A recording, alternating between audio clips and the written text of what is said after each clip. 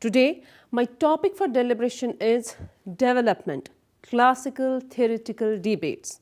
The objectives for this lecture are to know the importance of theoretical debates on development, to understand Adam Smith's theory of economic development, to understand Ricardo's theory of economic development, to understand Malthus' theory of economic development, to understand J.S. Mill's theory of economic development. Let's start with the introduction. The study of classical theoretical debates of development is one of the most exciting and challenging branches of the broader disciplines of economics and political economy. It's worth noting that economic development is not considered as the economics of advanced capitalist nations, nor the economics of centralized social economies. It is the economics of contemporary poor and underdeveloped nations with varying ideological organizations, diverse cultural backgrounds, and very complex yet similar economic problems that usually demand new ideas and novel approaches. A number of factors have affected this change and upsurge of interest in economics of development and the economies of the poor countries, which are in some way interrelated with one another. First, in the wake of the Great Depression of 1930s and the aftermath of the Second World War, there was a renewed academic interest among professional economists in the theory of growth, development, and planning. Second, the poor countries themselves have become aware of their own backwardness, which has led to a natural desire for more rapid progress. Third, the absolute number of poor are considerably greater than was in the past, and a greater awareness has strung the humanitarian chord. Fourth, the growing recognition by all concerned of the mutual interdependence between countries in the world economy, which has been due to globalization, making all countries more vulnerable to shocks and financial crises. To have more enhanced understanding of the development, it's important to have a look on the various theoretical debates on development, which fall traditionally under the larger paradigm of classical theories. The main proponents of the classical theory of development include Adam Smith, David Ricardo, Thomas Malthus, and J.S. Mill. Students, let's have a look on Adam Smith's theory of economic development. Adam Smith is regarded as the foremost classical economist. His monumental work, An Inquiry into the Nature and Cause of Wealth of Nations, was primarily concerned with the problem of economics of development. Though he did not expound an systematic growth theory, yet a coherent theory has been constructed by later day economists. Adam Smith believed in the doctrine of natural law in economics affairs. He regarded every person as the best judge of his own interest, who should be left to pursue it to his or her own advantage. In furthering his or her own self-interest, he or she would also further the common good. In pursuance of this, each individual was led by an invisible hand. As said by Adam Smith, and I quote, "It is not to the benevolence of the baker, but to his self-interest that we owe our bread," unquote. Since every individual, if left free, will seek to maximize his own wealth, therefore, all individuals, if left free, will maximize aggregate wealth. Smith was naturally opposite to any government interventions in industry and commerce. He was a staunch supporter of free trade and advocated the policy of laissez-faire in economics affairs. The invisible hand, the automatic equilibrating mechanism of the perfectly competitive market, tended to maximize national wealth. Division of labor is the starting point of Smith's theory of economic growth. It's division of labor that results in the greatest improvement in the productive powers of labor.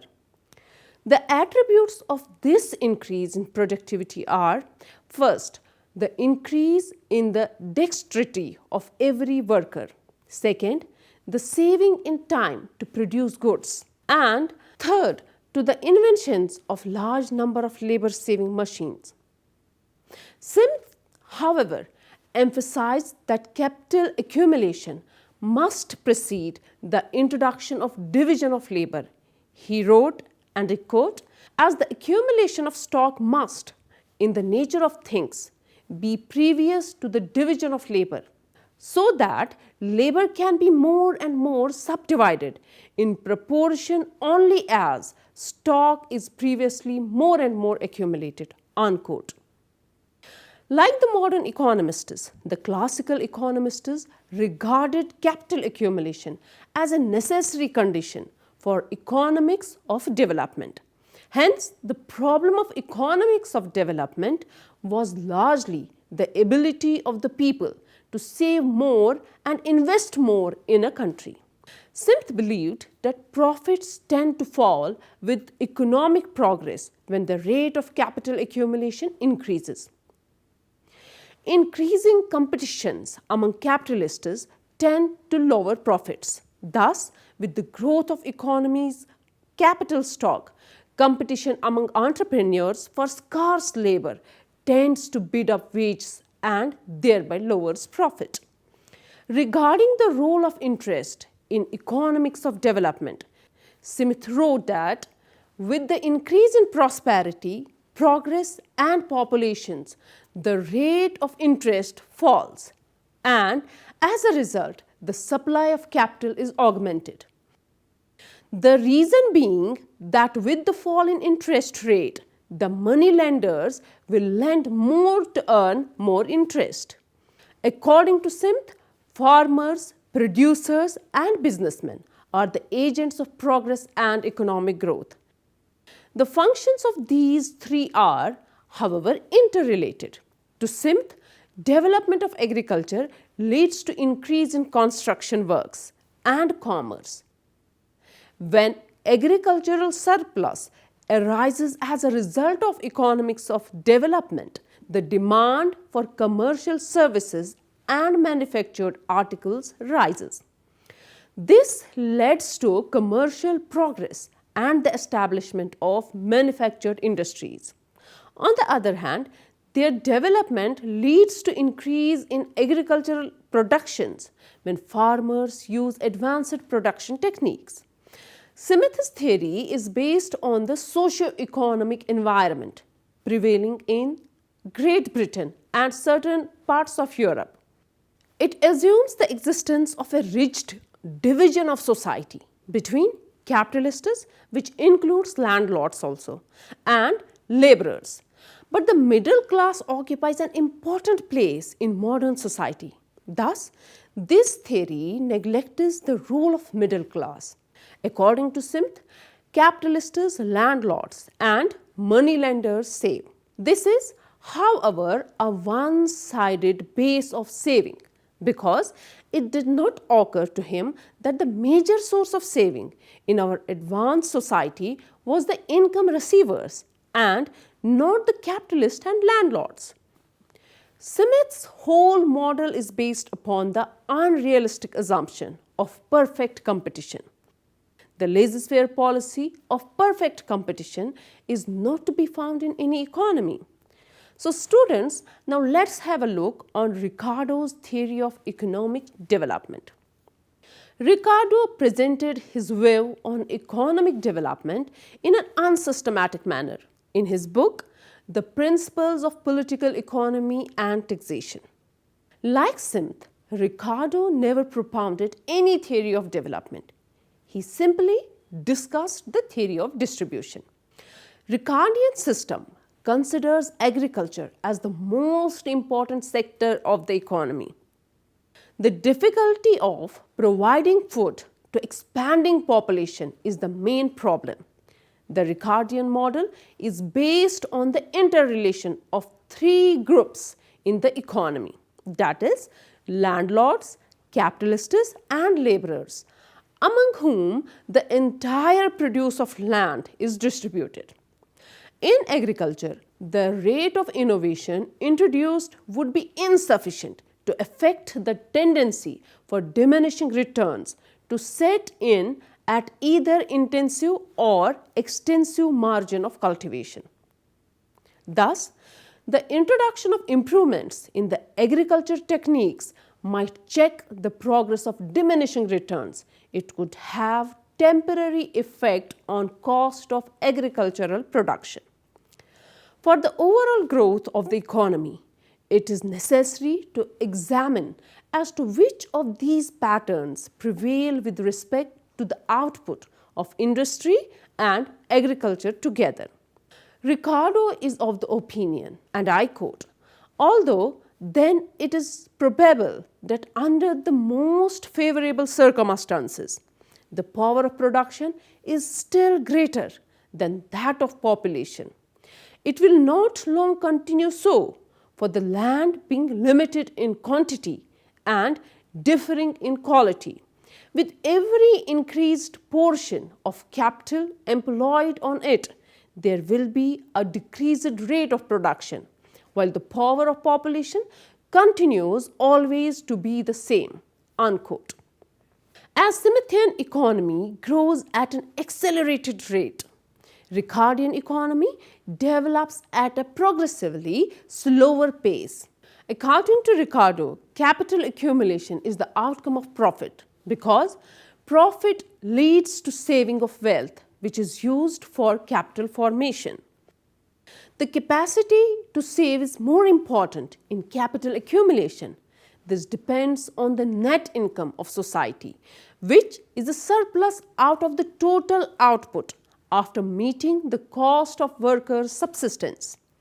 The larger the surplus, the larger will be the capacity to save. Landlords and capitalists invest through this surplus, and the size of this surplus depends upon the rate of profit. Ricardo is of the view that economic development depends upon the difference between production and consumption. He stresses on increasing production and reducing unproductive consumption. The productivity of labor can be increased through technological changes and better organization, and thereby stimulating capital accumulation. But the use of machines will employ less workers, which will lead to unemployment and reduced wage, since the economic condition of workers decreases with the employment of more machines. Moreover, Ricardo is in favor of free trade, as it is an important factor of development of the country. Free trade provides vast opportunities of investment to capitalists. The capitalists can make investment in export-oriented industries and earn profits. The reinvestment of profit by the capitalists will further enhance the developing activities. Now students, let's have a look on the Malthus theory of economic development. Malthus showed more appreciation than most of his contemporaries of the importance of a distinct and a systematic theory of growth. In his famous work, Malthus posited his hypothesis that, unchecked, population growth always exceeds the growth of means of subsistence. He argued that while population rises geometrically, food supply increases arithmetically. Actual checked, population growth is kept in line with food supply growth by positive checks, that is starvation, disease and the like, elevating the death rate, and preventive checks, that is postponement of marriage, etc., that keep down the birth rate. both of which are characterized by misery and vice. Malthus' hypothesis implied that actual population always has a tendency to push above the food supply. Because of this tendency, any attempt to ameliorate the condition of the lower classes by increasing their incomes or improving agricultural productivity would be fruitless, as the extra means of subsistence would be completely absorbed by an induced boost in population. As long as this tendency remains, Malthus argued the perfectibility of society will always be out of reach. There is nothing automatic about economic growth, Malthus warns. To say that population growth by itself is enough to bring economic advance is absurd.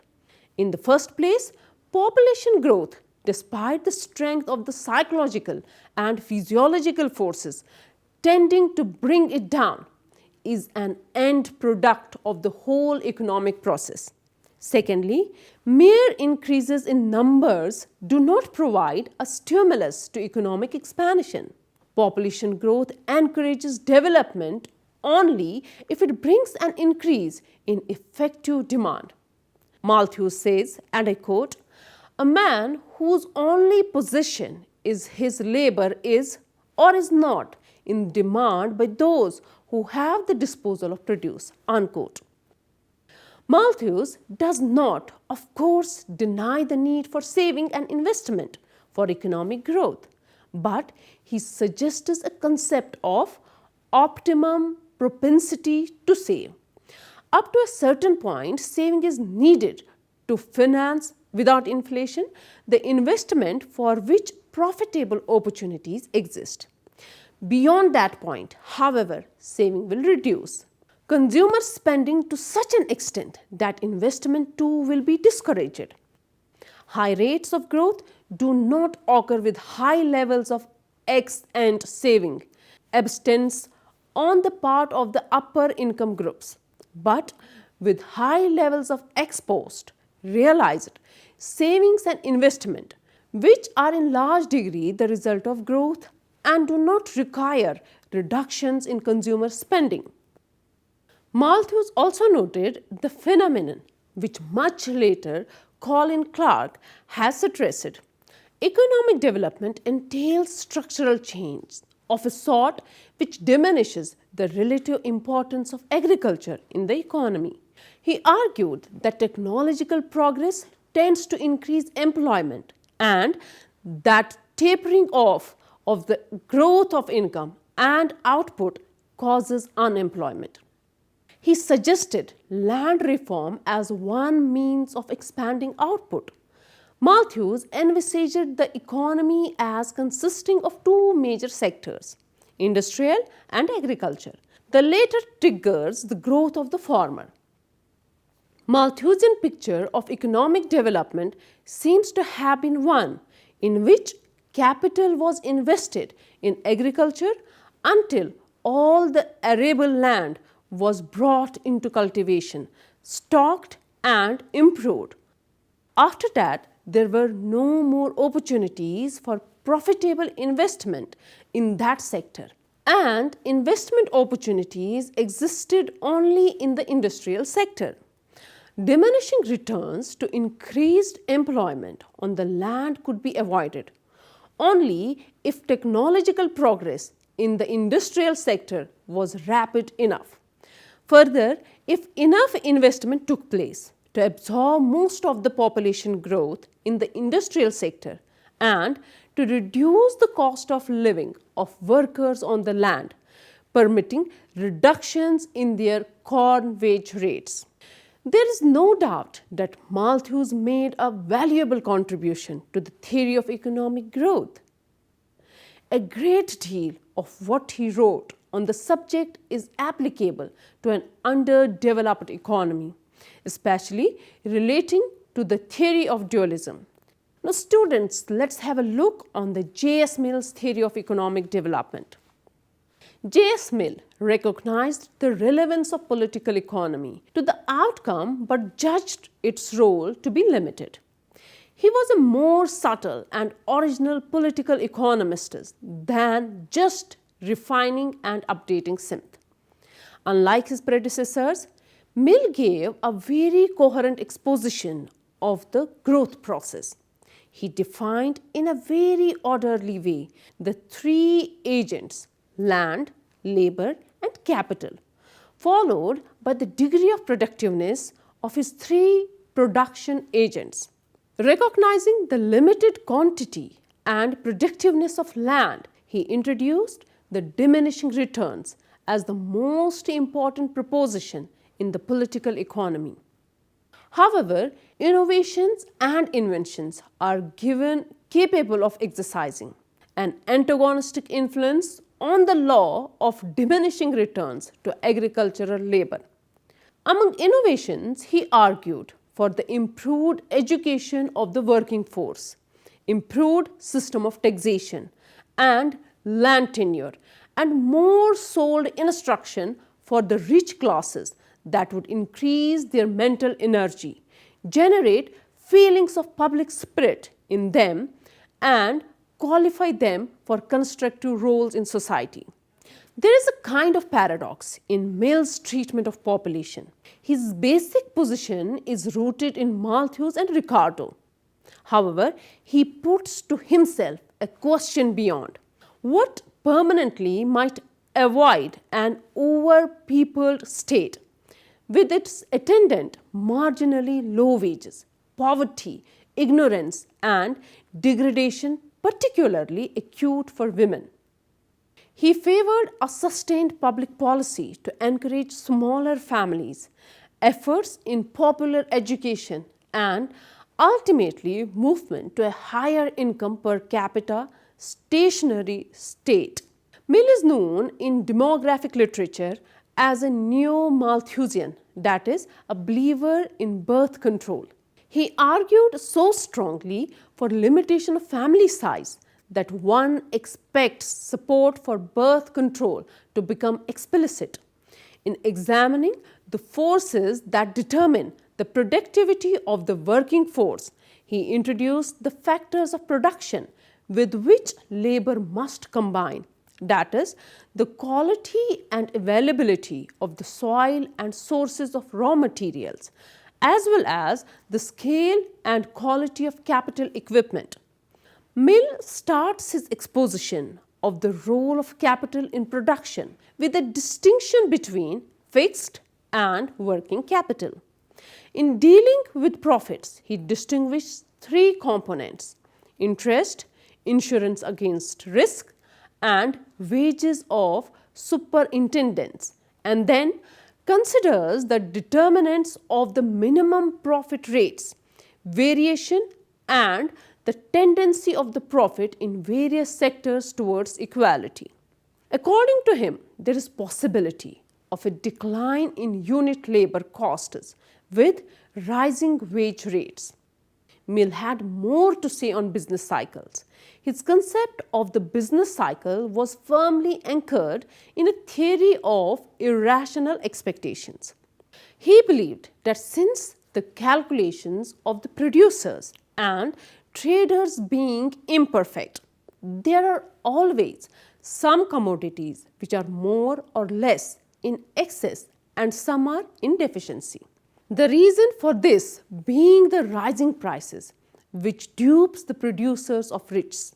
But when the illusion vanishes, the commodities are in excess supply and there is a glut of commodities. According to Rostow, Mill has given a remarkable exercise in dynamic analysis, which can be defined in terms of cases. So, case first: population increases, capital and the arts of production stationary. Real wages decline and rents rise. Case 2, population stationary. Capital increases and the arts of production stationary. Real wages rise. Demand for food increases under conditions of diminishing returns. Rents rise but profits fall. Case 3, population and capital increasing equally, and the arts of production stationary. Real wages remain constant, profit rate will fall, and rents rise. Case 4. Population and capital stationary. The arts of production progress. Real wages rise, rents decline, and profits are unchanged. Case 5. Population, capital, and the arts of production increase together. Thus, Mill concludes that the economic progress of a society constituted of landlords, capitalists, and laborers, and leading to agricultural improvement, tends to the progressive enrichment of landlords. Laborers' subsistence tends to rise and profits to fall. In contrast to his predecessors, Mill's idea of stationary state was a virtue that had the possibilities opened up in general and the elevation of the intellectual and social position of the working class and by birth control. Now, dear students, let's conclude this lecture. Today, we deliberated on various theories of classical economists while presenting the theories of Smith, Ricardo, Mill, Malthus. These economists had by and large similar views and visions of the economy, one of which was the falling rate of profit, although the reasons why it was to eventually take place differed from economists to economists. Adam Smith, who is often considered the father of modern economics, started the school of thought that we now call classical. It discussed Ricardo's theory of development, being actually a theory of distribution, and how Ricardo put forward the theory of diminishing returns to land and his theory of rent. For Ricardo, it was diminishing returns to land. For Malthus, it was the rate of growth of population, which he thought would outstrip the rate of growth of food supply. I hope this lecture was useful in enlightening you about the classical theoretical debates on development. Take care and see you in another lecture. Thank you.